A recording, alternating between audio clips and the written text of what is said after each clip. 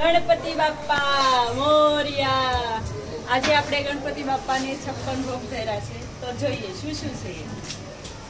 લાડુ છે, ભાખરવડી, શીરો છે, પાણીપુરી છે, દહીંપુરી છે, પાણીપુરી છે, ફરાળી છેવડા છે, બબલા પણ છે, વડા છે, મેથીના વડા, ગોટા, લાડુ છે સુરમાના, મોતીચૂરના, બરફી ચૂરમું, મોદક, ગુલાબજાંબુ અને ખાંડવી, આ ઢેફલા, સુખડી દરી છે. આ બધી વેરાયટી છે અલગ અલગ તરફ.